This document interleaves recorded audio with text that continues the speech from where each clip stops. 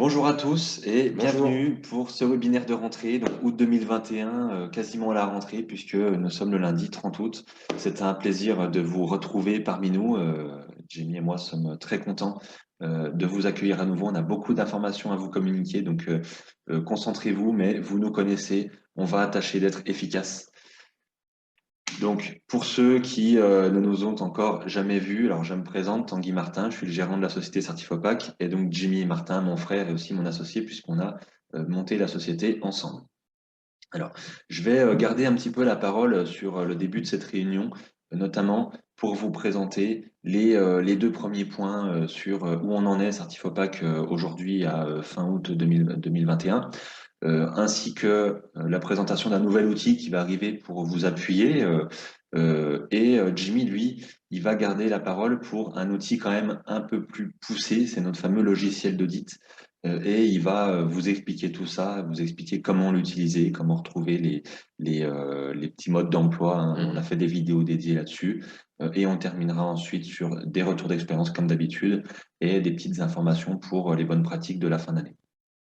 Alors, déjà, on va refaire un focus sur l'équipe actuelle parce que vous voyez certainement plusieurs interlocuteurs qui défilent. Alors peut-être sur la partie audit, vous avez plus affaire à Vincent et Elodie lors de la réalisation de la mission, mais en amont, vous pouvez être en relation avec Nella, Cynthia ou Raphaël, notamment pour la planification, l'envoi des ordres de mission et la validation des dates d'audit. Alors aujourd'hui, si vous avez besoin de nous solliciter, il y a vraiment deux adresses mail qui sont à retenir, c'est commercial@certifopac.fr qui va regrouper toutes vos questions d'ordre administratif, financier sur votre dossier. Voilà, où est-ce qu'on en est au niveau des ordres de mission, de la planification des audits, mais également la facturation et audit@certifopac.fr. Ça va regrouper toutes les questions sur le process de certification. Donc, questions par exemple sur des indicateurs, sur le suivi des audits, sur un dossier en particulier, sur le traitement des non-conformités. On voulait aussi refaire un point sur nos canaux de communication, notamment l'application Slack. Alors, pour ceux qui étaient là, qui nous suivent depuis les tout débuts, Slack, c'est une application qu'on a mis en œuvre il y a déjà presque 2 ans pour faciliter les échanges entre notre équipe interne et les auditeurs. On l'avait un petit peu délaissé malheureusement parce qu'on a été pris par d'autres priorités et on a fini quand même par bien retourner dessus pour répondre aux questions sur les différents canaux. Alors voilà, un Slack, ça fonctionne comme ça, il y a plusieurs canaux et en fonction du sujet du canal, on communique de l'information. Donc moi, Voilà. je Donc on vous invite a, vraiment, Jimmy, si tu peux oui, compléter. alors très vite, en fait, par exemple, moi, je vais pouvoir vous donner la ressource sur les derniers articles qui sont parus sur notre site web. Donc là, par exemple, avec Formiris, qui est le financeur des établissements catholiques qui exige la certification Calliope. On va retrouver d'autres chiffres, on va retrouver pas mal d'informations. Et donc voilà, c'est un canal dédié, comme ça tout le monde a l'info. On a aussi des canaux pour chaque indicateur. Donc par exemple, on a des questions spécifiques de nos auditeurs. Donc ici, indicateur numéro 1, ben voilà, qu'est-ce que vous pensez de telle ou telle situation le jour de l'audit?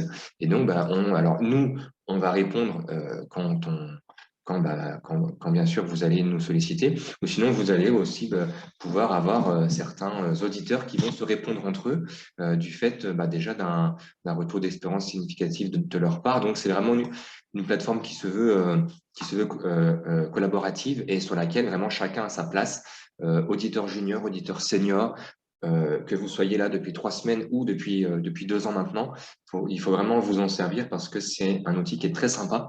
Vous avez même une application mobile. Donc, une application mobile où vous pouvez directement contacter pour tout ça. On a fait un canal aussi propre à ce que je vous parlerai tout à l'heure, c'est-à-dire l'application d'audit. Donc, s'il y a par exemple des sujets, Des remontées, des questions voilà, par rapport à l'application d'audit, ça permettra aussi d'en faire partager tout le monde. voilà, vous pouvez le faire directement ici. Voilà, ayez vraiment cette volonté de rejoindre ces canaux pour faciliter les échanges et puis pour que les questions et les réponses à ces questions bénéficient à tous. Ça permettra de faire gagner du temps aussi à tout le monde.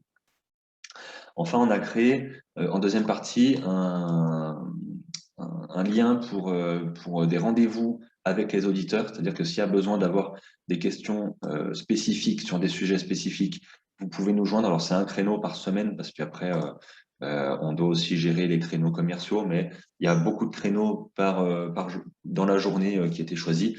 Voilà. Après, Donc, bien c'est tous les sûr, mercredis de 9h à 11h. ça, Voilà. ces créneaux, c'est plutôt pour répondre à vos questions du genre, voilà, une interprétation sur un indicateur, ce genre de choses, qui n'a pas de lien avec une mission d'audit. Parce que si c'est une mission d'audit et qu'il y a un caractère d'urgence, vous avez normalement nos numéros de téléphone, voire vous nous envoyez un mail, et là-dessus, on ne va pas attendre un jour dans la semaine pour vous répondre. Voilà, qu'on s'entende bien.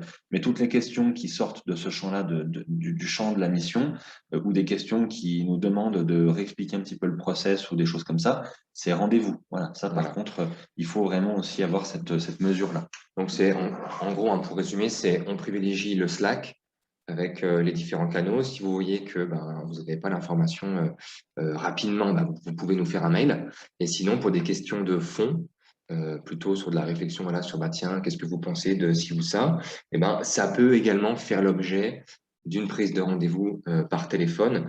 Mais voilà, là, on sera plus sur un créneau, 10-15 minutes, grand max. Puis c'est ce qui suffit en général parce que je suis relativement quand même assez sollicité pour diverses questions par les auditeurs.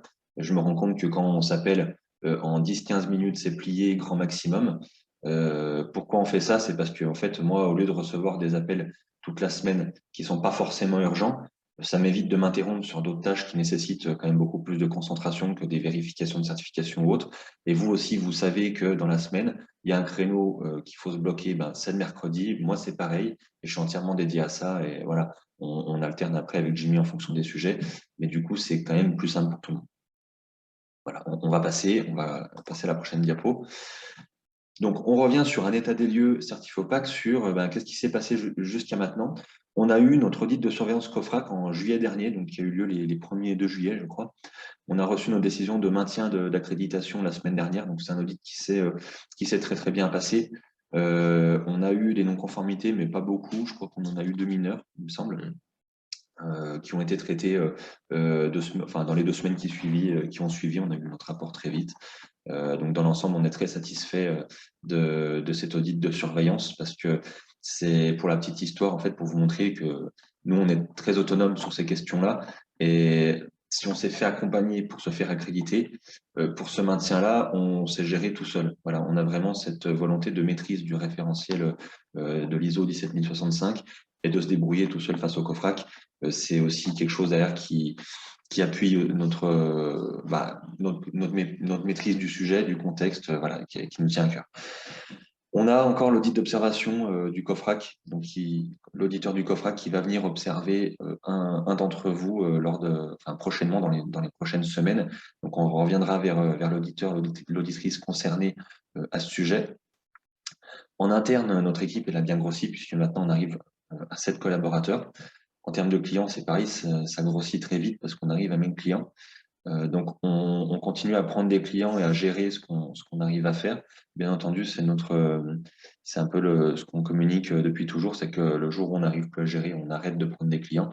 Et vous l'avez peut-être vu depuis les derniers mois, il y a eu des moments où on arrêtait les demandes de devis parce qu'on se concentrait sur les dossiers d'audit. Et enfin, l'ouverture de l'application d'audit. Donc, on vous a mis le petit lien, cette application d'audit voilà, qu'on va vous présenter dans les slides qui suivent.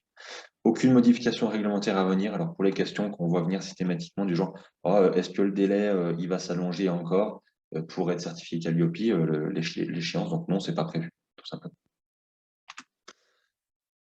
Un outil qui va vous accompagner, alors que je vous avais déjà présenté, introduit dans l'ordre du jour il y a un mois et demi. On est en train de le finaliser. Il reste quelques petits trucs à verrouiller avant de vous le communiquer.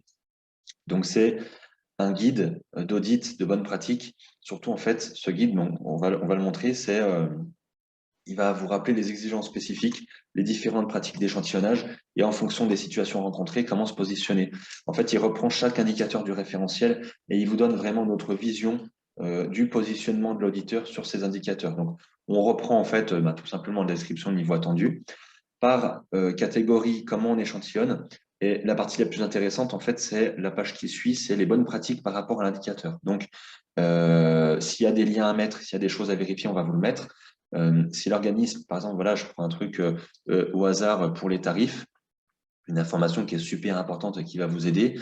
On vous explique en fait le distinguo entre quelle tolérance on a si c'est des formations en inter ou en catalogue, ou quelle tolérance on a si c'est des formations intra et sur mesure par rapport aux tarifs.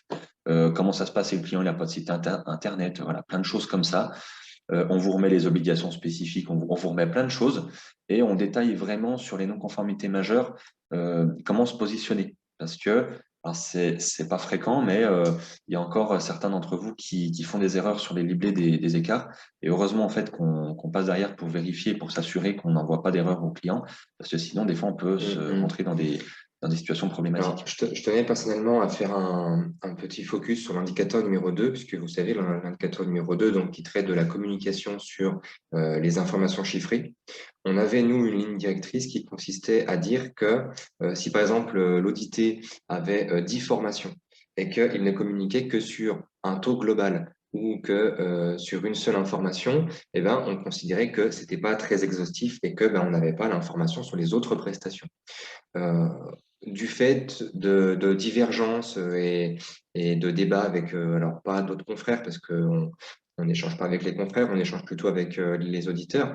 On a quand même fait un mail, on a contacté la DGEFP qui gère le fameux guide de lecture, et on leur a demandé si, par exemple, si l'organisme que l'on audite communique sur une information globale, donc sur un taux de satisfaction global et non pas par prestation, est-ce que dans ce cas-là, c'est un écart au sens du référentiel? Parce que on a bien le mot-clé de la prestation. Hein. Le niveau attendu, c'est de la prestation. Donc nous, textuellement, on considérait que du moment que c'était pas par prestation, c'était une non-conformité. On a la réponse écrite de la DGEFP qui est un petit peu plus souple sur le sujet, puisque il considère que l'organisme de formation peut communiquer de manière globale sur cet indicateur en produisant, par exemple, un taux de satisfaction globale. Donc là, on vous le dit de manière officielle. Voilà, vous pouvez. Alors, il n'y aura pas besoin de mettre une non-conformité, que ce soit mineur ou majeur, si l'info chiffrée que l'on communique est effectuée de manière globale.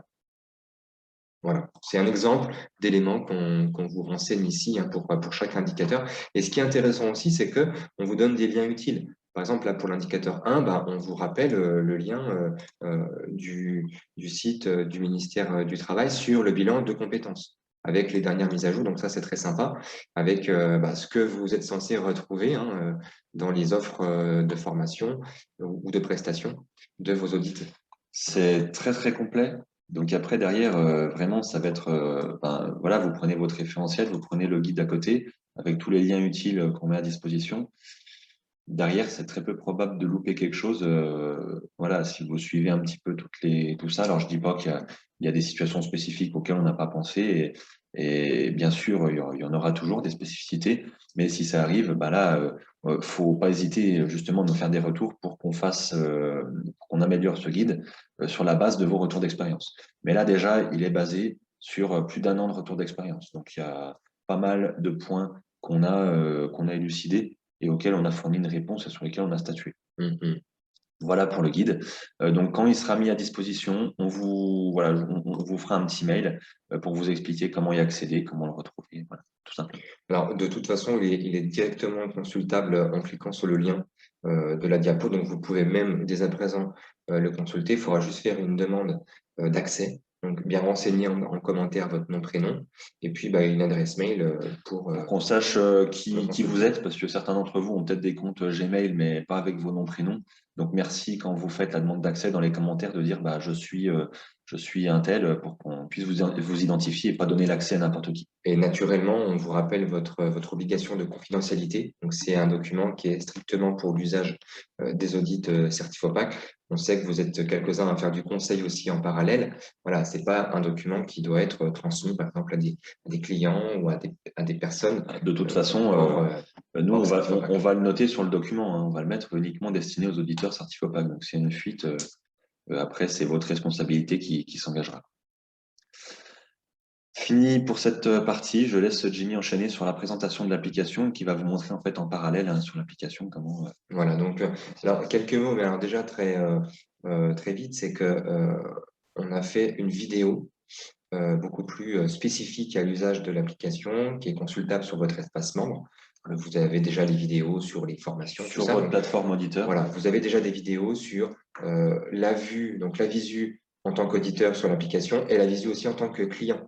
Parce que forcément, vous allez être aussi en contact avec le client. Donc, il faut aussi être sensibilisé à comment le client voit les choses sur l'application.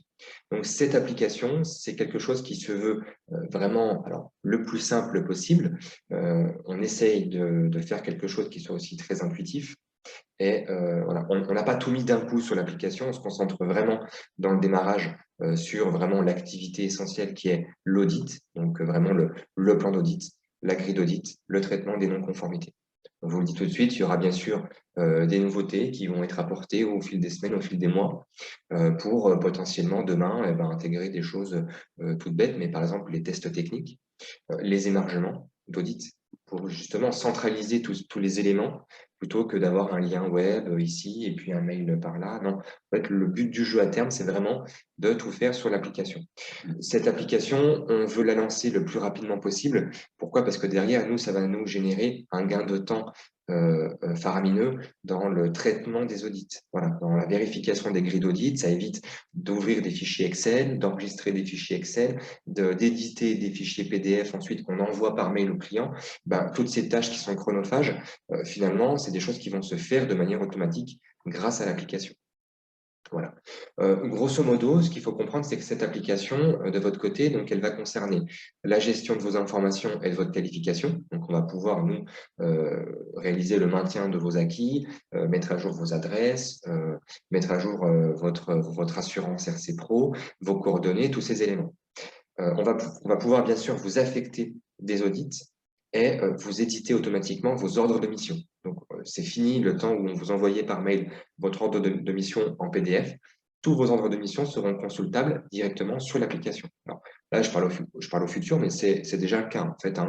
Si vous vous connectez, pour ceux qui ont déjà des audits qui sont planifiés, vous allez retrouver dans votre application directement les audits en question avec l'ordre de mission. Voilà. Bien sûr, dès lors que vous avez des audits qui sont affectés, vous allez consulter les infos clients et les infos en relation avec cet audit. Alors, je peux vous montrer très rapidement en quoi ça consiste. Donc, on va avoir une page d'accueil. Donc, quand vous êtes connecté en tant qu'auditeur, vous allez avoir la liste de vos plans d'audit que vous allez pouvoir valider. Et vous allez pouvoir ici donc consulter.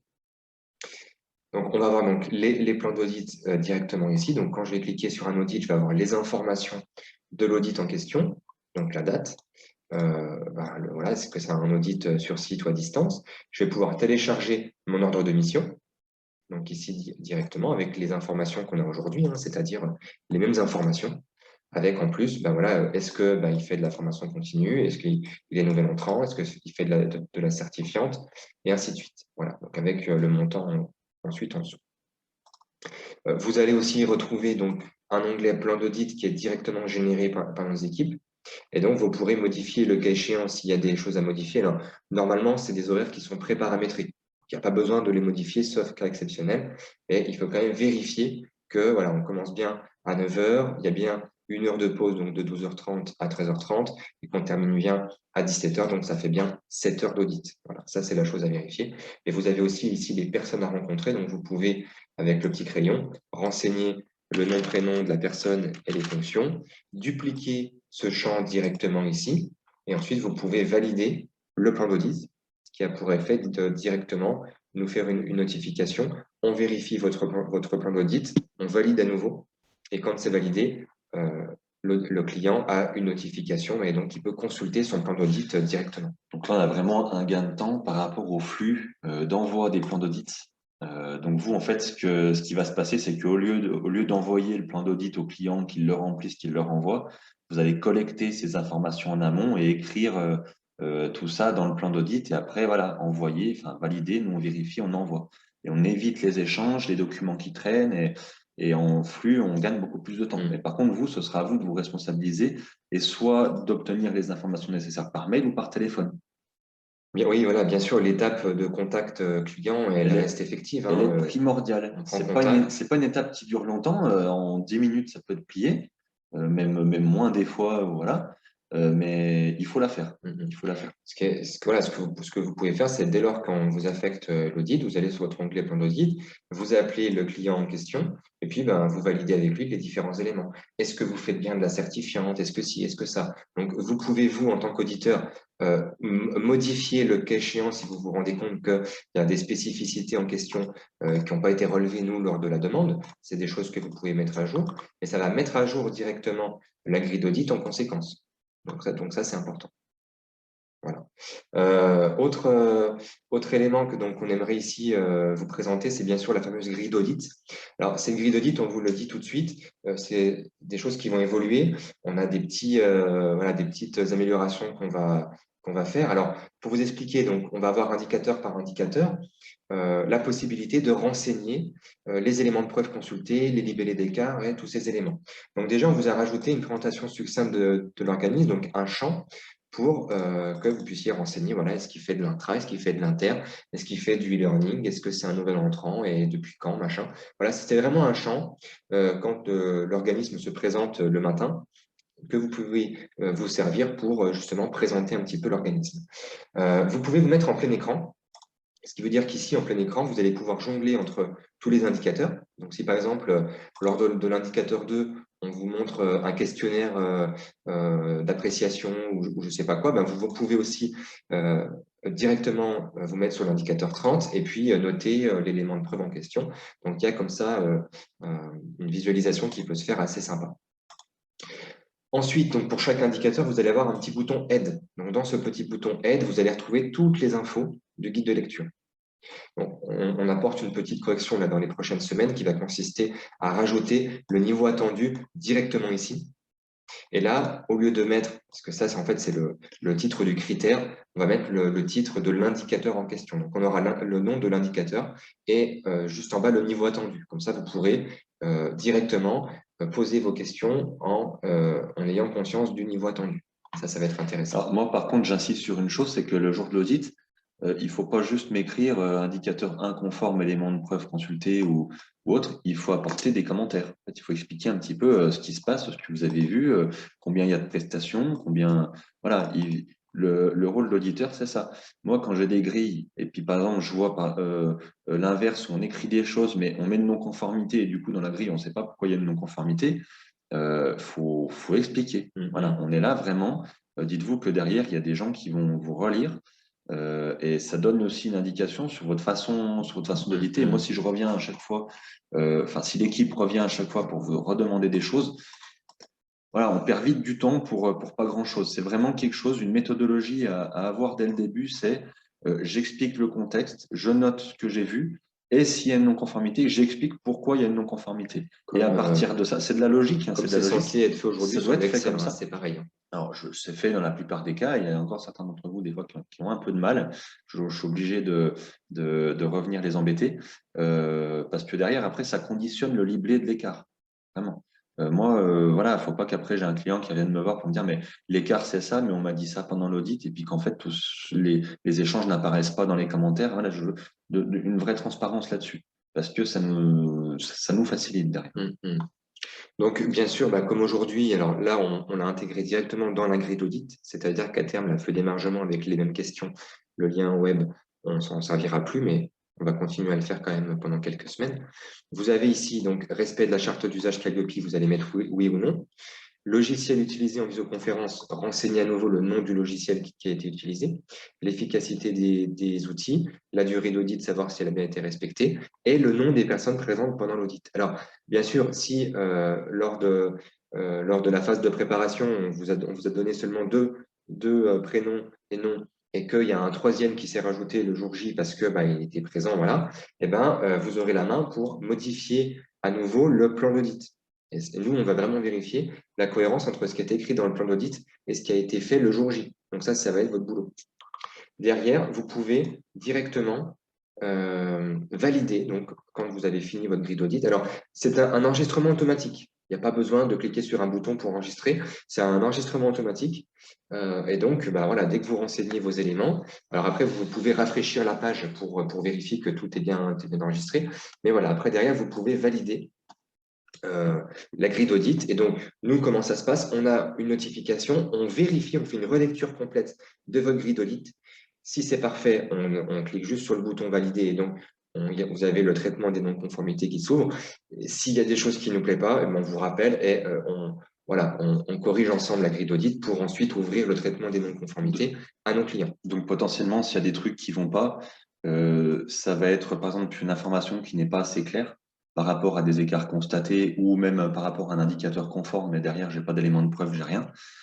Ça peut être des fautes d'orthographe, plein de choses. Voilà, un rapport qui est, enfin une grille qui est pas complétée comme elle devrait l'être. Et donc là-dessus, ben moi on refuse et on vous rouvre le truc jusqu'à ce que ce soit correct, quoi. On est conscient qu'il y a un fort niveau d'exigence là-dessus. Voilà, pour moi après on est dans de l'audit. Donc quand on est auditeur, il y a cette rigueur derrière. Et nous, vraiment, on insiste là-dessus. Alors après, je pense qu'il y en a quand même beaucoup qui ont l'habitude de travailler avec nous et qui maintenant ont, je pense, moins de problèmes avec ça. Voilà, les nouveaux, ceux pour qui ça arrive, ben, c'est vraiment une information, là, je vous préviens en amont, qu'on n'hésitera pas quoi, à rouvrir le dossier, à vous dire non, non, bah là, retournez dessus, complétez. Alors, à la fois pour la grille d'audit et aussi pour le traitement des non-conformités, puisque Exactement. c'est un process, en fait, vous allez avoir la même visu client et auditeur. Donc, le client, lui, va pouvoir consulter votre non-conformité, les constats d'écart que vous aurez renseignés dans la grille d'audit et le risque associé.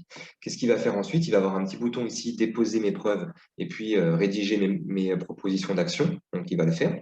Dès qu'il le fait, vous êtes notifié par mail et vous pouvez après donc là, vous pouvez télécharger la preuve en question. Vous pouvez la consulter et vous pouvez, ici, vous pouvez consulter la proposition d'action.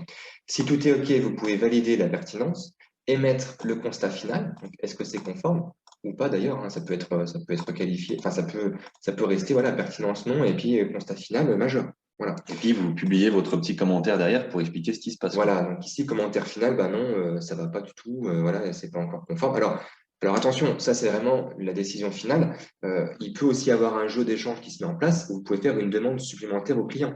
Si lors du premier envoi, vous dites, enfin non, c'est vraiment une réponse à côté de la plaque, en cliquant sur ce bouton, ça envoie une demande de correction au client, ça lui demande d'être plus précis sur ses propositions d'action et lui ensuite, voilà, il va faire un retour. Et ça va être à nous ensuite de statuer si on réalise un audit complémentaire ou pas, ou une vérification documentaire supplémentaire suite à son audit initial. Alors là-dessus, la chose sur laquelle il faut bien être vigilante, c'est que quand il y a un écart et qu'on vous fournit des preuves pour le lever, si vous levez l'écart, assurez-vous que la preuve correspond bien au plan d'action et à l'écart constaté, que ça permet bien de le lever. Parce que nous, si on ne vérifiait pas derrière des fois, on aurait des surprises. Et des fois, voilà, on est obligé de revenir vers vous et dire, mais là, il manque un truc. Ah, mais oui, j'ai encore le document, j'ai oublié de vous l'envoyer et tout. Voilà. Donc, c'est pareil, la rigueur sur la levée est très importante parce que si vous levez un écart et qu'en fait, la preuve, elle ne permet pas de le lever, derrière nous, on a un audit du COFRAC, ils vont nous dire, hein, mais pourquoi là, l'auditeur, il lève, machin, et puis vous prenez pas de décision. Donc, nous, on est obligé de prendre une décision derrière. Moi, je ne vais pas attendre qu'il y ait le COFRAC qui me contrôle pour qu'on remarque que l'écart, il suffit pas. Et si ça se produit trop de fois, voilà, c'est soit il y a une suspension derrière et puis quelque chose, mais il faut qu'il y ait une réelle prise en compte. Et dans tous les cas, moi, s'il y a un souci, je vous appelle, je vous préviens. De toute façon, je vous le dis en toute transparence, ce qui ne va pas. Et derrière, voilà, corriger le tir. Voilà. Donc, vous pouvez bien sûr émettre un commentaire final sur l'audit. Vous pouvez mettre un avis sur la décision de certification et sur la réalisation de l'audit suivant à distance. Et ensuite, vous validez le tout. Alors, bon, là, bien sûr, il faut que je renseigne le commentaire. Vous validez le tout. Nous, on est notifié, on vérifie ce que vous avez fait. Si ça nous convient bien, on valide et le rapport d'audit se génère automatiquement. Voilà. Et donc, c'est à cette phase-là que que la mission se termine. Donc là, comme vous pouvez le voir, en termes de flux, on a réduit une grosse partie des mails en fait qu'on s'envoie entre l'auditeur, entre Certifopac, entre le client. Et là-dessus, je pense que ça va vraiment faciliter tout le monde parce que le suivi, il est d'autant plus facile. Et voilà, s'il y a des commentaires à apporter, c'est quand même vachement plus rapide de fonctionner de cette manière que par mail. Et vu que tout se fait après en direct, le suivi se fait en direct sur l'application, C'est pareil, hein, les boîtes mail, on n'est plus obligé de revenir vers vous pour vous dire ah, on n'a pas eu la réponse du client, on n'a pas eu ci, on n'a pas eu ça. Et là, vraiment, tout le monde va gagner du temps là-dessus. Voilà. Donc bon, alors très vite, hein, bien sûr, mais cette appli, c'est un gain de temps pour tous les acteurs. On a aussi une fiabilité des infos, un meilleur suivi par nos équipes et aussi une meilleure gestion des données, que ce soit les données clients, les données auditeurs ou les données propres à chaque audit. Ça nous permet de centraliser les informations et bon, comme l'a dit Tanguy, moins de mails, moins de perte d'informations, moins de suivi chronophage où il faut à chaque fois se dire mince, mais attends, mais lui, ça en est où sur son dossier? Bah, hop, nous, on pourra directement aussi en tant qu'admin aller consulter les audits et savoir où ça en est. Alors, bien sûr, comme à chaque fois lors de la mise en place, la mise en application d'un nouveau logiciel, il y a une période d'adaptation. Il faut être patient. Il faut aussi être force de proposition. S'il y a des choses où vous dites, mais tiens, mais c'est bizarre, un truc tout bête, mais ah tiens, mais c'est bizarre, là j'ai vu que c'était marqué auditeur, ça n'a pas été traduit en français. Est-ce que c'est prévu? Est-ce que voilà, et ben nous derrière, ah oui, bah tiens, Voilà, n'hésitez pas, merci hein. beaucoup, hop, on va corriger machin. Et on va avoir besoin de vous, on va avoir besoin de ce retour d'expérience pour améliorer très rapidement l'application, puisque forcément, c'est pas parfait quand on démarre, c'est jamais parfait. Si on attend que ce soit parfait, on ne la lancera jamais. Donc c'est aussi pour ça qu'on la lance en ce moment, pour que on ait des retours d'expérience de votre part et que voilà, qu'on puisse aussi répondre à des sollicitations clients sur des petites choses qu'on pourra améliorer ensuite. Et donc, en fait, pour vous expliquer comment on fonctionne avec notre développeur, on fonctionne entièrement en mode projet et en collaboratif, c'est-à-dire que il n'y a pas juste une échéance et il n'y a même pas d'échéance particulière, c'est que nous, on travaille par version et par priorité. Donc là, on va là pour l'instant jusqu'à la V1.7 du logiciel qu'on a prévu. Donc tout se met en application au fur et à mesure. Et en fonction des retours d'expérience que vous pouvez nous faire remonter, on va l'intégrer dans une version future du logiciel et en fonction de la priorité ou de l'urgence, dans des versions qui vont arriver le plus rapidement. Et c'est pour ça que là-dessus, on sera vraiment réactif sur la prise en compte parce que voilà, on est vraiment en En fait, collaboratif on est vraiment, à on 100%. travaille en mode agile avec le prestataire et on a des versions qui se mettent en place toutes les 3 semaines à peu près. Donc voilà. Donc si par exemple là, la semaine prochaine, moi j'ai des retours, c'est des choses urgentes, voire très importantes à mettre en place, et ben je vais tout de suite l'intégrer dans la prochaine version. Je vais pas attendre la version 7 qui va peut-être arriver début décembre. Bah non. Par contre, en version 7 au début décembre, bah, je vais peut-être intégrer un, un module pour les feux d'émargement, pour éviter d'avoir des liens web qui se baladent. Enfin voilà, c'est toutes des choses qu'on va intégrer ensuite au fur et à On va mesure. intégrer au fur et à mesure qui vont vous permettre de gagner du temps et de plus avoir ce souci de ah, est-ce que j'ai pas oublié d'envoyer tel lien au client, tel ci, tel ça, parce qu'après tout ça, c'est censé se faire Voilà. en automatique. Alors, pour continuer donc par rapport à la mise en œuvre de cette application, donc, on vous a ouvert l'application au 15 août. Donc, vous avez pu déjà consulter l'application. Normalement, vous voyez donc tous vos audits qui sont planifiés, qui sont prévus. Vous avez aussi les ordres de mission qui sont téléchargeables sur l'appli. On ouvre cette semaine l'application à nos clients avec aussi l'activation des mails automatiques. C'est-à-dire que dès lors que, en fait, voilà, pour chaque étape, vous aurez des mails automatiques du style, ben voilà, on vous a affecté un audit, merci de le consulter et d'aller remplir le plan d'audit. C'est toutes des choses qui vont tomber sur votre boîte mail, comme c'est le cas aujourd'hui, mais de façon manuelle. Alors, on est ambitieux, on vous le dit, mais c'est réalisable. À partir de la semaine prochaine, donc du lundi 6 septembre, on souhaite que tous les audits se réalisent sur l'application. C'est-à-dire qu'on abandonne le Excel, on n'utilise plus notre fichier Excel, et qu'à partir de cette date, toutes les activités seront à faire sur l'application. Donc, l'envoi du plan d'audit, le remplissage de la grille d'audit, le traitement des non-conformités et le rapport d'audit. Voilà, vous devrez passer sur l'application. Alors, pour ceux qui stressent un petit peu, qui se disent « Ah ouais, mais je suis pas super à l'aise avec les outils informatiques, tout ça », on vous accorde une tolérance jusqu'au 15 septembre, donc une semaine après. Ça vous permet, parce que alors en plus, on vous l'a fait cet été, on vous a créé un audit test. Donc, vous pouvez aussi aller tester sur l'application, c'est-à-dire remplir un plan d'audit. Ensuite, nous, on vous le valide et vous pourrez remplir la grille d'audit. Et donc, ben voilà, vous pouvez tester tout ça. Alors, bien sûr, pour vous former à l'usage de cette application, on a prévu une vidéo sur laquelle vous allez pouvoir voilà, vous allez pouvoir en fait avoir un accès. Donc, on vous explique. Alors, c'est une vidéo qui dure 24 minutes. Donc, vous voyez, c'est pas très très long. Et en 24 minutes, j'explique vraiment toutes les grandes étapes. Donc, les différents onglets que vous avez à disposition, les différentes étapes, donc plan d'audit, grille d'audit, traitement des non-conformités. Donc, on vous fait ça. Très sincèrement, je pense que c'est quand même assez intuitif. Il n'y a pas de grandes difficultés majeures dans cette application. Il ne faut pas avoir fait un master en informatique pour comprendre l'usage. Maintenant, voilà, on est aussi conscient que c'est nouveau. Il y a un temps pour s'adapter et donc on vous donne voilà, cette possibilité d'attendre un petit peu jusqu'au 15 septembre pour réaliser la grille. Maintenant, si vous voulez, voilà, si vous sentez à l'aise et vous dites allez, go, et ben on fonce, on lance la grille, vous pouvez à partir du 6 septembre réaliser tous vos audits sur l'application. On vous a mis aussi la présentation de l'application, mais en vue client. C'est important parce que comme ça, vous verrez aussi concrètement ce que le client constate, donc consulte quand il a son plan d'audit, quand il a son traitement de non-conformité. Et donc, voilà, ça vous permet de voir comment ça s'imbrique entre vous, vos décisions, nous, nos décisions, donc nos validations, et ensuite, comment le client, lui, voit la chose sur l'application. Voilà. Donc, n'hésitez pas, bien sûr, on vous recommande, si ce n'est pas, on vous oblige à aller consulter ça, j'allais dire, assez rapidement. De toute façon, il faudra forcément y passer parce que ce sera notre nouvel outil. Hein, le Excel, on ne va plus l'utiliser.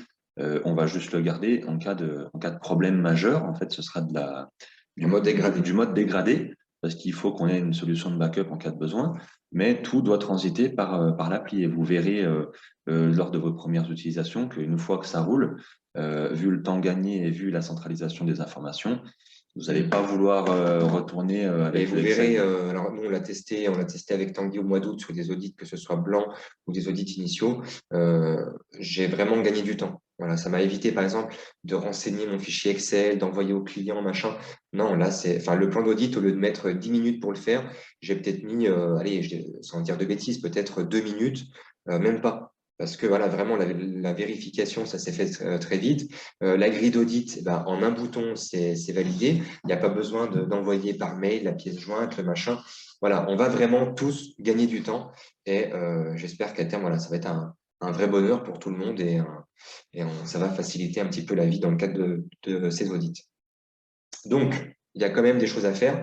Bien sûr, déjà vérifier que quand vous vous connectez, vos audits qui sont planifiés, ils soient bien tous présents sur la plateforme. S'il n'y en a pas, vous revenez vers l'équipe commerciale. Vous vérifiez aussi la présence de vos ordres de mission et l'exhaustivité des infos, hein, bien vérifier voilà, les montants, tous ces éléments.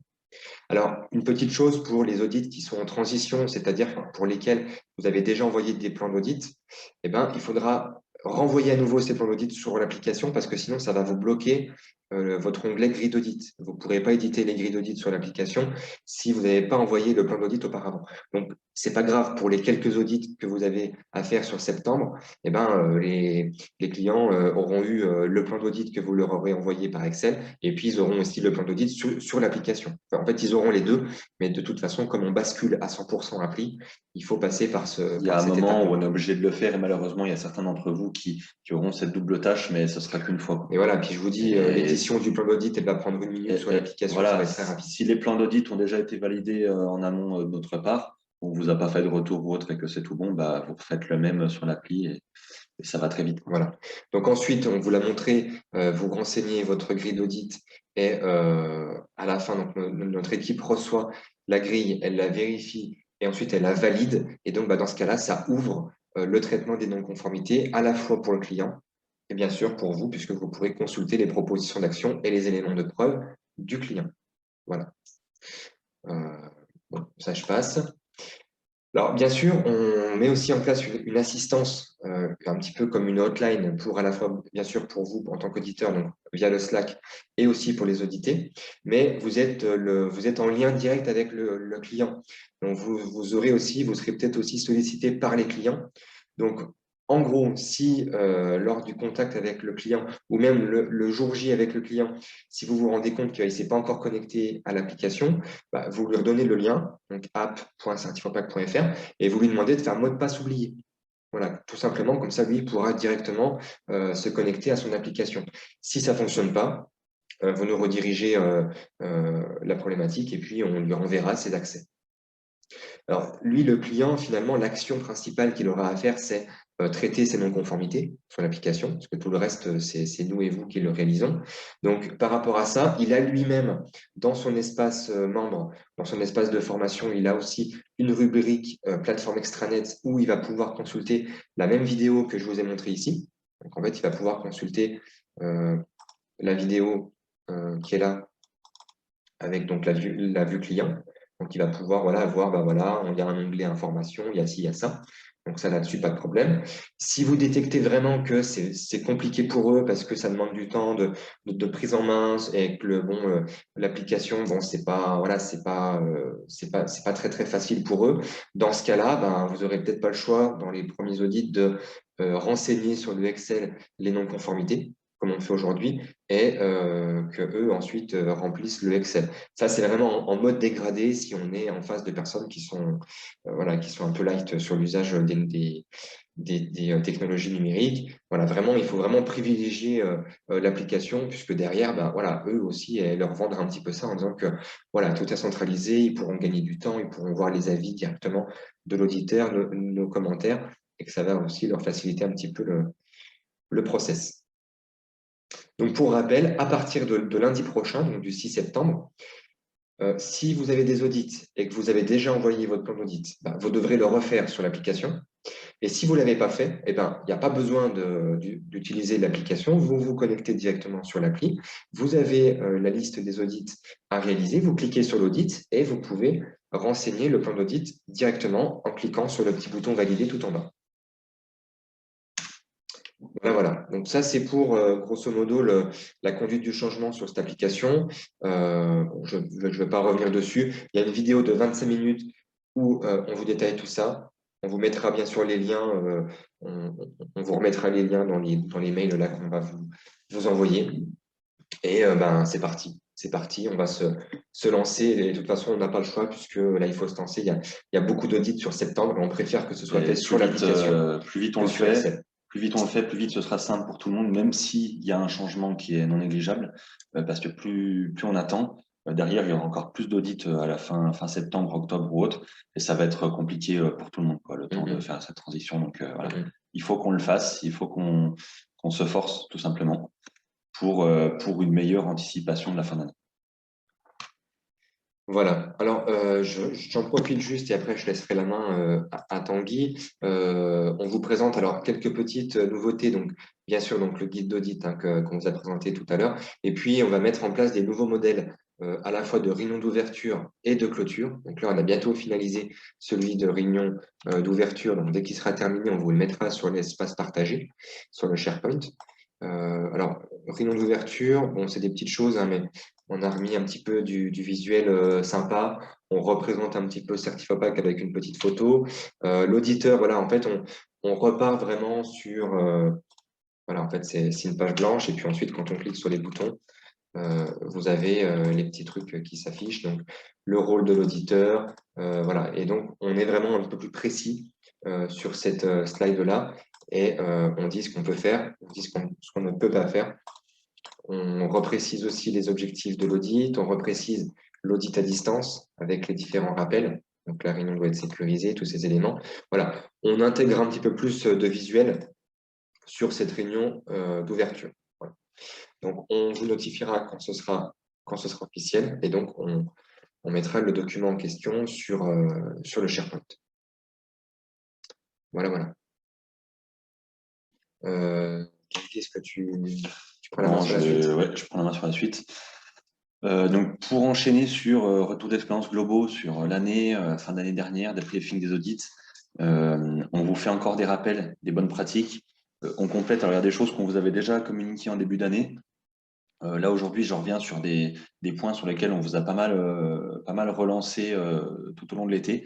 Donc, le premier, c'est la réalisation des tests techniques. Alors, les tests techniques, c'est pour les audits à distance. On réalise un test technique pour s'assurer que le jour J, l'audit puisse être mené dans des conditions optimales. Les problèmes qu'on a constatés, c'est qu'il y a des fois des tests techniques qui sont réalisés la veille de l'audit. Alors, il ne faut surtout pas le faire. Si ça passe dans la plupart des cas, très bien, mais projetez-vous et anticipez un peu, parce que imaginez Si vous faites votre test technique et vous vous rendez compte que l'audit, vous ne pouvez pas le faire à distance, qu'est-ce que vous faites? Voilà, là, on se retrouve quand même bien bête déjà devant le client. Et puis vous, ben, vous allez peut-être perdre votre journée, parce que si on vous a missionné à distance, c'est que peut-être le client il n'est pas forcément proche de vous si l'audit est sur site. Donc vous perdez votre journée déjà. Le client il va perdre la sienne. On va tous perdre du temps. Alors que si on prenait le temps de faire ce test technique un peu plus tôt, je parle de quelques jours, voire une semaine avant, on s'évite bien des soucis et on peut anticiper un éventuel mode dégradé. Donc, faut pas le prendre mal. Sinon, on vous relance, on vous lance des urgences ou autre. Le but, en fait, c'est pas de vous faire des reproches. Le but, c'est que le jour J, vous soyez pas mis en difficulté et qu'on ne perde pas notre temps pour des choses qu'on aurait pu anticiper. Donc, vraiment, par rapport à ça, la réalisation des tests techniques, prenez le pli de les faire à l'avance. Et moi, si je vois que j'ai toujours des problèmes, je vais modifier le guide de l'auditeur et je vais le mettre noir sur blanc. Ça va être écrit noir sur blanc. Parce que moi, si c'est pour me faire des retours et me dire ah oui, mais c'est pas écrit sur le guide de l'audit, je veux dire ben, s'il faut tout que j'écris, je vais tout écrire, mais on rentre de plus en plus dans un système scolaire alors qu'il y a du bon sens qui peut quand même être mis en pratique. Et je veux dire, c'est quand même du bon sens de faire un test technique plusieurs jours plutôt que la veille. La veille, c'est ce que je vous dis. Qu'est-ce qu'on fait du coup si ça se passe pas bien? Qu'est-ce qu'on fait? Après, faut pas venir m'appeler et puis me dire dans le blanc des yeux, ah bah là en fait ça va pas. Voilà. Parce que bon. Plan d'audit donc. Plan d'audit dans l'ensemble c'est bien, c'est-à-dire que les délais sont respectés. On a encore des fois des problèmes sur les personnes à rencontrer, prénom, nom et fonction. On a mis un coup qu'on faisait pas forcément avant parce qu'on avait moins le temps de le faire, mais vous relanciez sur bien insister pour que les plans soient complets. Le plan d'audit, il doit être complet avant l'audit. C'est-à-dire que si vous avez déjà fait un audit, moi, quand je suis audité par le COFRAC, mon plan d'audit complet, je le reçois avant l'audit, avec les noms, les fonctions de tout le monde. S'il y a des modifications le jour J, bah, il est mis à jour à la fin de l'audit. Mais avant l'audit, on doit savoir qui sont les interlocuteurs, quand. Voilà, ça, c'est une logique d'audit. Et c'est pareil. Et donc, si on vous le demande, c'est qu'il y a une raison. En fait, moi, on ne vous demande pas des trucs pour vous embêter, on vous demande des choses parce qu'il y a une raison, tout simplement. Donc après, voilà, c'est pareil, il y a une relecture derrière, c'est-à-dire qu'on constate, pas tout le temps, mais des fois il y en a certains, mais en fait ils se relisent pas. Donc j'arrive avec des erreurs de date sur le document, des erreurs d'horaire qui impactent en fait une modification de la durée réglementaire. Et si la durée réglementaire n'est pas bonne, c'est une non-conformité pour nous de la part du COFRAC, d'où notre rigueur extrême par rapport à ça. Et alors, j'ai bien conscience que ça vous ennuie, mais du coup, nous aussi, ça nous ennuie. Et c'est des choses qu'on regarde. Hein. Voilà, l'auditeur qu'on va jamais relancer pour les plans d'audit ou autres, et puis l'autre qu'on relance tout le temps, ben, voilà.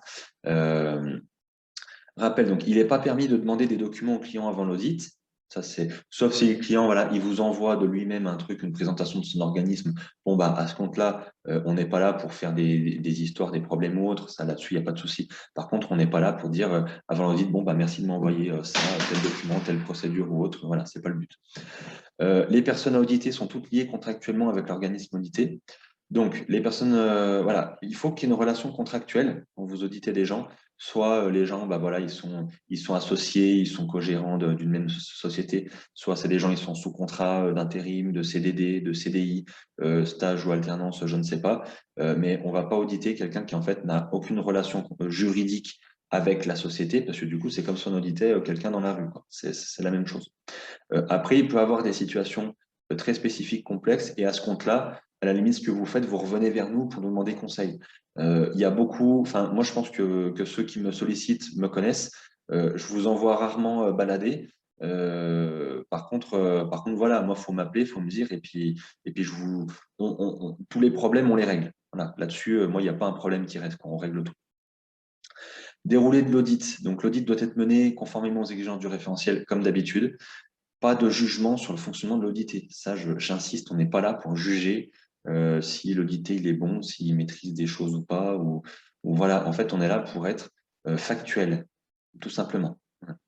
L'auditeur, donc il est là pour réaliser une évaluation objective basée sur des faits. Ben, ça, c'est de la redite encore. Tout ce que je redis là, c'est des choses que j'ai déjà dit en début d'année, mais qui sont importantes. Donc, c'est pour ça qu'on les repositionne ici. Et le respect strict du champ de l'audit. À la fin de l'audit, donc, nous fournir la grille. Alors là, c'est valable pour les prochains jours, encore la semaine qui arrive, les 2 prochaines semaines maximum, puisque derrière, de toute façon, vous allez valider sur le logiciel, on va tout recevoir. Donc ça va vraiment aussi vous soulager. C'est-à-dire que vous aurez plus ce truc à nous envoyer un document ou qu'on vous relance derrière parce que tout va se fluidifier. Il y a plein de petites choses comme ça dans votre quotidien d'auditeur qui vont disparaître et qui vont être centralisées. Donc vraiment, à l'issue, c'est un gain de temps et voilà, de fiabilité. Sur les plans d'action, j'insiste toujours, donc vous avez une partie constat de la non-conformité et la partie risque. Quel est le risque associé? Donc ça, il faut continuer à le faire. Voilà. On ne lève pas de non-conformité sans avoir consulté les preuves qui permettent de les lever. Des erreurs qui, des fois, je les constate. C'est-à-dire que je vois un plan d'action, la non-conformité s'est mis en conforme à la fin, mais non, la non-conformité ne peut pas être mise conforme tant qu'on n'a pas la preuve associée. Et attention, cette preuve, elle doit permettre de bien lever l'écart. Parce que des fois, il y a des preuves, on ne répond pas à tout dans la preuve. Et l'auditeur, je pense que peut-être par facilité ou parce qu'il veut que le dossier se termine, ou je ne sais pas, ou par mégarde, lève la non-conformité. Et moi, c'est pas bon. Et je peux vous dire que quand vous faites ça, que vous envoyez au client que tout est bon, et puis que moi, ça passe pas, et puis après, moi, je m'en fiche, hein, je vous dis de revenir vers le client, et c'est votre crédibilité que vous mettez, que vous exposez. Bon, c'est un peu la nôtre, donc heureusement que ça se produit pas souvent, mais j'insiste, faut pas que ça se produise, ce genre de truc. Prenez bien le temps de regarder, prendre du recul, ok, ça correspond, et d'accord, on envoie. Tous ces trucs-là, c'est de la relecture, en fait, tout simplement. Donc, feuille d'émargement, l'auditeur aussi doit signer la feuille d'émargement, c'est pas que le client. Une signature par journée d'audit, ok, bon voilà, ça c'est du quotidien.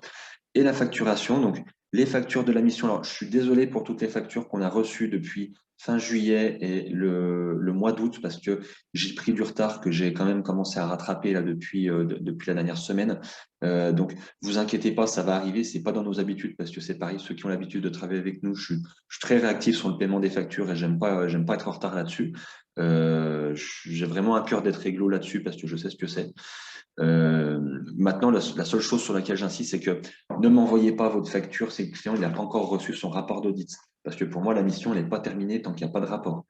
Et si la mission n'est pas terminée, moi, je ne vous paye pas. C'est de la logique, parce que si le rapport n'est pas envoyé, potentiellement, je n'ai pas encore vérifié ce que vous avez fait, notamment la levée des non-conformités. Et j'ai besoin de le vérifier, parce que comme vous voyez, des fois, je peux avoir des problèmes. Donc, ayez bien cette démarche. Même s'il y a plusieurs missions, vous m'envoyez les factures que pour les missions terminées, pas pour toutes les missions. Et parmi dans le lot, il y en a qui ne sont pas terminées, sinon je ne paye pas. Et là, c'est dommage pour vous parce que vous allez attendre. Suivi de l'audit. Donc, ça, c'est de la redite. Encore une fois, je vous avais déjà prévenu comment on fonctionnait, mais moi, je contacte tous les clients, je contacte les auditeurs dans la plupart des cas, surtout pour les premières missions. Et les 3 points sur lesquels j'insiste, c'est savoir-être, savoir-faire et respect des délais. Savoir-être, c'est très important parce que c'est l'image que vous renvoyez de vous et de nous auprès du client. Et même si on est face à un client compliqué pour lequel ça se passe pas bien, moi, je vous demande vraiment de mettre de l'eau, comme on dit l'expression, hein, c'est mettre de l'eau dans son vin. On n'est pas là pour casser les gens, d'accord? Même si ça va pas. Donc moi là-dessus, je suis très regardant. J'ai à cœur d'une bienveillance malgré les résultats de l'audit. Et alors attention, parce que vous pouvez vous sentir entre guillemets bienveillant et avoir un bon savoir-être, mais en fait des fois il y a aussi un biais de la pensée. C'est-à-dire que on en a, voilà, ils sont experts, ça fait 20 ans qu'ils font de la formation, il y en a qui travaillent dans des Greta depuis 20 ans dans des machins, et ils arrivent chez un formateur indépendant, voilà. Et en fait il faut aussi être capable de se mettre au niveau de la personne, du formateur indépendant. Le formateur indépendant ou le nouveau ou je sais pas qui auront pas les mêmes process formalisés que les Greta. Et c'est pas ce qu'on leur demande. Calliope ne demande pas d'avoir des process formalisés. Calliope demande qu'on respecte les niveaux attendus de chaque indicateur. Donc, moi, ce qui m'intéresse, voilà, c'est le niveau attendu. J'ai eu un retour d'un client qui m'a dit, ouais, ben, l'auditrice m'a dit, ouais, mais comment ça se fait vous faites de la sous-traitance, c'est pas bien, il faudrait faire des contrats, machin. Mais enfin, c'est quoi ce truc, quoi? C'est presque du conseil en plus, donc alors là, On n'est pas là pour dire c'est nul. ce qu'ils ont à Et faire. on Hein. n'est pas là pour dire ce qu'ils ont à faire, on n'est pas là pour se positionner en tant que donneur de leçons ou de morale. Donc, soyez très attentifs, faites très attention à ça, parce que si le client dépose une plainte, Derrière, s'il y a un compte-rendu écrit et si ce qu'il a dit s'avère vrai, parce qu'ensuite, on va échanger avec vous, et si vous nous dites, ouais, c'est vrai, j'ai merdé, j'aurais pas dû dire ça, il y a une trace écrite, il y a un compte-rendu, nous, on doit prendre une décision derrière. Et si l'événement en question, il y a derrière un non-respect de nos procédures, c'est une disqualification directe, hein. On peut pas, voilà, en fait, on peut pas On peut pas prendre ne de pas risque. respecter nos procédures. Et donc, voilà, alors on est très sympa comme ça, on échange, on est dispo, on fait des comptes rendus, on a des Slack, des machins, mais derrière, il y a la réalité terrain et faut pas se faire avoir. Faut pas se faire avoir en disant des choses qui peuvent être mal interprétées par le client. Voilà. C'est la transition avec la prochaine diapo. Alors, on l'avait déjà dit, ça, on l'avait déjà évoqué lors de la réunion d'harmonisation de janvier, mais soyez bien sûr toujours vigilants, que ce soit sur les réseaux sociaux, LinkedIn, Facebook, les traces écrites que vous laissez. Alors, on a beaucoup de chance actuellement. Peut-être qu'on passera la fin d'année sans encombre, je l'espère. Peut-être qu'on aura des plaintes, on ne sait pas. Mais aujourd'hui, Certifopac, c'est zéro plainte. C'est zéro plainte client, zéro plainte auditée. C'est-à-dire que, moi, on a été très fiers avec Tanguy d'accueillir le COFRAC début juillet. Et quand ils nous ont dit, est-ce que vous êtes des plaintes? On leur a dit, non, on en a zéro. Ils nous ont regardé, ils ont dit, bien, quoi. Enfin, voilà. Enfin, ils nous ont pas dit super, mais on l'a quasiment décelé dans leurs yeux, quoi. Parce qu'on sait qu'on a d'autres Après, confrères en fait, où c'est un peu plus compliqué. avoir des plaintes ou pas, très sincèrement, moi je vous le dis, je m'en fiche. Je joue pas ma vie au fait que le client à tout prix ne dépose pas plainte. Je n'ai même rien à faire. En fait, ce qui m'importe, c'est que le travail soit fait et que la personne sur le terrain nous représente tel que l'on est et pas nous représente d'une mauvaise manière via des choses que l'on ne tolère pas ou des valeurs qui ne nous représentent pas. Moi, c'est ça qui m'importe et j'hésite pas à le dire. S'il y a un truc qui va pas, moi je vous appelle et je vous le dis en toute transparence quand ça va pas. Et je vous dis la marche à suivre, hein. Moi, si je suis pas content, je vous dis, écoutez, je vous laisse une chance. Par contre, c'est juste une. Derrière, je prends plus de risques. Voilà. Et mettez-vous à notre place. Nous, on est très communicants, mais et c'est ça qui nous sauve. C'est-à-dire que quand il y a des problèmes avec les clients, j'ai pas peur d'appeler le client, savoir ce qui se passe, appeler l'auditeur, gérer le problème, parce il faut le faire. Voilà. Voilà. Faites le test, vous allez sur Facebook, vous tapez Calliope, vous allez dans les groupes Facebook de formateurs ou de machin, et vous regardez, alors il y a presque une publication par semaine, si c'est pas plus, où on a un mec qui va se plaindre d'un libellé d'écart de son audit. Il va dire, ouais, mais là, je comprends pas l'écart de mon auditeur, il me dit que ma convention, elle n'est pas bonne. Alors là, vous avez 20 commentaires en dessous. Vous avez les Affreux, c'est consultants affreux. vieux de la vieille qui font que ça toute la journée, qui attendent ça parce que c'est leur business et qui vont dire oui, donnez-moi le nom de votre certificateur en message privé qu'on voit ensemble parce que c'est bizarre, il n'a pas fait son boulot correctement. Et donc là-dessus, si ça se passe un jour chez nous, c'est pas la même parce que derrière, voilà, il y a des échanges, des preuves écrites et des machins. Et voilà, Et si on là, peut l'éviter, il faut l'éviter. vu la fin d'année qui se profile, faites attention. Voilà. Donc bon, rappel des bonnes pratiques, on vous l'a déjà dit, rigueur, respect du cadre, impartialité factuelle, rester objectif vraiment sur l'instant T, rester en veille sur la méthode, sur ce qu'on vous indique ici. Et normalement, avec le process qu'on met en place avec l'application, à la fois de vérification de la grille d'audit et ensuite de vérification des non-conformités, bon, on réduit quand même considérablement le risque de transmettre des écarts bidons à nos clients. Voilà. C'est aussi pour ça qu'on met tout ça en place. Voilà. Alors moi, après, je veux quand même revenir sur quelque chose parce que ça peut sembler assez strict ce qu'on dit. Moi, le but, c'est pas de planter mes auditeurs, qu'on s'entende bien. Je suis pas là pour vous punir. Ça a strictement rien à voir. Et celui qui pense ça n'aurait vraiment pas compris notre positionnement. On recherche beaucoup de professionnalisme parce qu'on est sur un marché qui est très médiatisé, on va dire, sur les réseaux. Donc moi, ce que je cherche en priorité, c'est que tout le monde puisse se protéger, autant nous, mais que vous aussi, vous n'ayez pas d'emmerde. Parce que demain, il y a votre nom qui tourne sur Facebook. Je pense pas que vous soyez très content qu'il y ait des clients qui vous cassent du sucre dans le dos, puis des consultants, et puis tout le bazar. Donc moi, ma politique, elle est simple. Je défends mon auditeur tant qu'il est défendable. Si par contre, je me rends compte que l'auditeur, voilà, il joue pas le jeu, il respecte pas ce qu'on lui demande et autres, et qu'il y a vraiment des problèmes avérés que le client me fait remonter, il y aura aussi un positionnement tout aussi strict. Voilà, c'est un partenariat. Le partenariat, c'est du donnant-donnant. Ça doit aller dans les deux sens. Donc moi, je défends que le défendable. uniquement. Voilà. Et on n'hésite pas aussi à faire l'inverse. On a eu le cas au mois d'avril d'un client où on a rompu le contrat en plein audit, puisqu'il il n'a pas respecté l'auditrice. Il y a eu des propos vraiment inadmissibles qui ont été tenus Exactement. à la limite d'une insulte. Et ben, on a pris nos responsabilités. L'auditrice nous a appelés. On a arrêté l'audit parce que au regard des échanges qu'on a vus à la fois avec l'auditeur et avec le client, on s'est rendu compte qu'il y avait vraiment une incompréhension de la part du client du fait de qu'est-ce qu'était un audit et qu'est-ce que demandait Calliope. On a rompu le contrat, on a fait un accusé de réception le jour J qu'on a envoyé en copie à notre avocat également. Et on a pris nos responsabilités.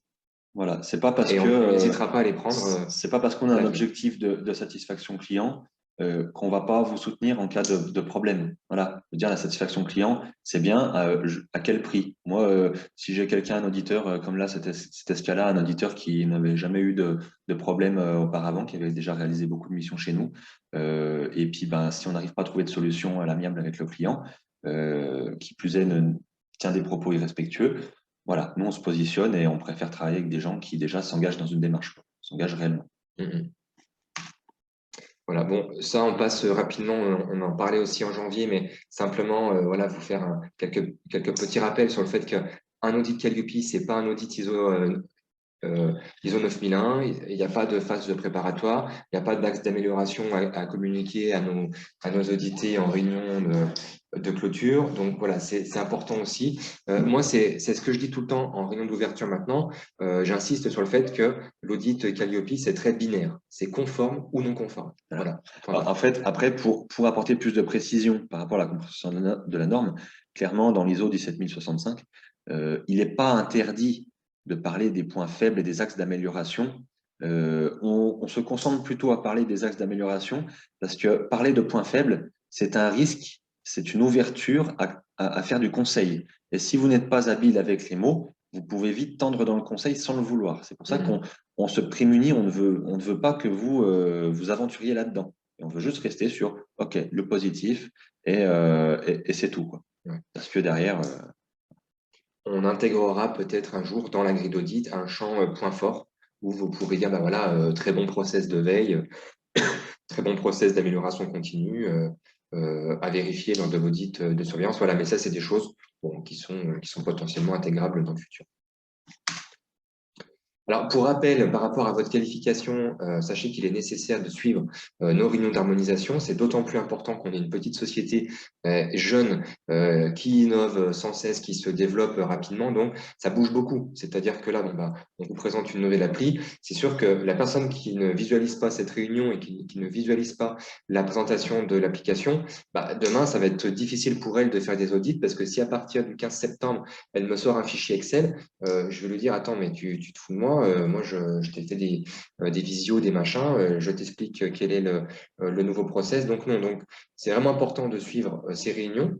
Et alors, bien sûr, si vous n'êtes pas disponible le jour J, vous inquiétez pas, on a mis en place une modalité qui vous permet de suivre ces réunions avec une inscription et vous pouvez poser toutes vos questions. Et ensuite, on revient vers vous. Mais voilà, il nous faut vraiment une preuve que vous avez suivi cette réunion. Alors, juste pour terminer sur les réunions d'harmonisation, comme l'a dit Jimmy, on est une jeune entreprise, on est aussi une petite structure et il y a beaucoup de changements. C'est pour ça qu'aujourd'hui, toutes les réunions d'harmonisation sont obligatoires. Alors, même dans le futur, elles seront obligatoires, mais il y en aura sûrement moins. Là, c'est la deuxième qu'on fait dans l'année. Voilà, c'est vrai que ça fait quand même beaucoup de choses, beaucoup d'informations chaque année là qu'on vous diffuse, mais c'est normal, hein, au vu de tous les changements qu'il y a, on n'a pas le choix. On n'a pas le choix, on est obligé. Et avec le temps, bon, ça va s'alléger, ça on l'espère, mais normalement, on aura de moins en moins besoin de faire tous ces points. Voilà. Après, on les fait aussi à la demande. Quand il y a des auditeurs qui nous communiquent plusieurs fois ben, la volonté de faire des retours, on planifie sans hésiter. Donc, fin d'année 2021, pour vous expliquer un petit peu le contexte, là, à quoi vous attendre, on a passé déjà un mois d'août assez bizarre dans le sens où on a constaté que les clients étaient moins préparés en août. Alors, je ne sais pas, est-ce que c'était parce qu'ils se sont dit, allez, il y a les vacances, on verra comment ça se passe ou autre. Mais il y a plus de dossiers avec plus de non-conformités majeures. des audits où il n'y a rien, quoi. Enfin, vous arrivez, il y a des absences de procédure. Alors, il y a des choses qui sont faites, mais il manque pas mal de choses. Donc, ça va être quand même un enjeu parce que fin d'année, il va y avoir plus d'audits. Et les plannings vont se remplir et se remplissent très conséquemment. Et on va avoir des retardataires. C'est-à-dire que là, on va avoir le fond entre guillemets, pas le fond du panier, mais presque, des gens qui attendent le dernier moment pour se faire certifier. Donc, potentiellement, ils ont peut-être moins eu le temps de se préparer. Après, c'est peut-être un biais, ce que je vous communique. Mais voilà, là, sur le mois d'août, on a été un peu surpris d'observer tout ça parce qu'on a passé plus de temps sur les dossiers. On s'est dit, purée, j'espère qu'en septembre-octobre, la rentrée va faire que les gens vont se remettre un peu plus dedans et que ça se passera mieux. Après, dans tous les cas, nous, on traite. Si on voit que derrière, il y a des audits complémentaires à prendre, voilà, des décisions à prendre dans ce sens-là, on fera, on appliquera. Du coup, alors, vous veillez au respect des délais pour éviter tout retard sur un dossier, parce que derrière, ça a des répercussions. Alors, bon, je vous dis ça, le mois d'août, et je vous l'accorde, on n'a pas été très bon en termes de respect des délais, autant, enfin, surtout nous, je l'admets. Voilà, du fait de la situation spécifique des congés, on n'a pas pu assurer un retour, un relais pour tout le monde. En termes de risque et de gravité, ça n'a pas été très grave dans le sens où là, on a rattrapé notre retard. On va dire qu'on a eu 2 semaines de retard sur le traitement. Alors, on va quand même communiquer à tout le monde que nous, dans le cadre de la vérification des dossiers, alors peut-être on dépend, on va voir comment ça se passe avec le logiciel, peut-être qu'on va être capable d'absorber de la masse, mais il y aura peut-être un délai supplémentaire sur les décisions de certification ou les envois de rapports d'audit ou de traitement des non-conformités. C'est pour se prémunir, parce qu'aujourd'hui, on a écrit des délais sur nos procédures. On arrive dans une période qui est exceptionnelle. Je ne vais pas modifier une procédure pour 3 mois de période, mais je vais plutôt faire une communication à tout le monde pour expliquer que sur certaines étapes du process, il se peut qu'on ait du retard. Donc voilà, si jamais il y a besoin, on le fera. Mais si on ne dit rien, voilà, restez vigilant par rapport à ça pour qu'on soit raccord sur le traitement des dossiers. Voilà. On a terminé cette réunion. Alors, toutes les questions que vous allez poser, on ne va pas y répondre tout de suite dans le sens où pourquoi. Alors là, on a en fait cette réunion qui est en direct. Volontairement, on n'a pas répondu aux questions parce qu'il faut, voilà, il faut qu'on vous fasse une visio aussi qui soit claire et concise. Les questions qui seront traitées, elles seront intégrées dans un compte rendu, comme j'avais déjà fait en amont sur d'anciennes réunions. Et ce compte rendu, il sera communiqué à tout le monde. Je ne vais pas faire le compte rendu tout de suite parce qu'il y a probablement d'autres auditeurs qui vont. On va mettre la vidéo en fait en auto-webinaire pour qu'ils puissent la consulter en décalé. Et je vais aussi, voilà, du coup, je vais attendre un peu les retours de tout le monde, une majorité de personnes, pour pouvoir vous faire le compte rendu. Et voilà, vous aurez une réponse ensemble. Et si jamais vraiment vous avez des questions qui sont urgentes, qui ne peuvent pas attendre d'être répondues, voilà, là, vous nous appelez ou alors vous prenez rendez-vous et puis on vous fournit les réponses, les réponses nécessaires. Voilà. Très bien, écoutez, merci pour la visualisation, en tout cas, du temps que vous prenez à chaque fois pour consulter toutes ces petites infos. On espère vraiment que vous avez pu prendre quelques jours de congé cet été. Bien mérité. Un bon repos, voilà, pour une rentrée qui s'annonce sur les chapeaux de roue. Alors, je ne sais pas si certains, alors oui, on le sait, mais certains aussi font de l'accompagnement, aussi du conseil. Voilà, ça risque d'être bien chargé pour cette fin d'année. Voilà, il faut battre le fer pendant qu'il est chaud, comme on dit. Donc, on sera là, on sera présent, on sera réactif, on sera disponible et on compte, on compte être un des acteurs, un des certificateurs les plus présents dans cette période et on compte bien, être là et être là en faisant les choses comme on essaye de le faire dès le début, c'est-à-dire de manière qualitative et sérieuse. Voilà. Donc, Voilà. merci à vous et on vous dit à très bientôt. Voilà, le petit mot de la fin, avec toutes les missions qui ont été réalisées jusqu'à maintenant, on reste quand même très content de notre équipe d'auditeurs parce qu'il y a un réel professionnalisme qui se développe là au fil des mois et je le vois vraiment depuis le début qu'on a lancé l'activité entre les éléments qu'on vous fait remonter à corriger qui sont totalement différents. Maintenant, aujourd'hui, on vous tanne plus sur des documents plutôt que sur du savoir-faire. Et c'est quand même très valorisant pour vous, donc continuer dans l'ensemble sur ces pratiques. Et on est vraiment très content de vous mettre à disposition ce logiciel, parce que pour vous, ça va vraiment être un levier pour vous concentrer à l'essentiel et plus vous prendre la tête sur des formats de documents, des Excel, des rapports Mhm. envoyés, des Mhm. trucs à extraire. Voilà, on n'avait pas le choix jusqu'à maintenant parce qu'il faut avoir les moyens de faire tout ça. Et on insiste sur le fait que Calliope, voilà, derrière, ça génère des ressources financières. Et nous, ces ressources financières, c'est là-dedans qu'on les met. C'est pour être, voilà, gagner du temps, être plus productif et faciliter le travail pour tout le monde, pour qu'on arrive quand même à prendre plaisir à faire tout ça. Voilà. Donc, merci encore à vous tous pour cet engagement. Et puis, on se dit à bientôt. Merci.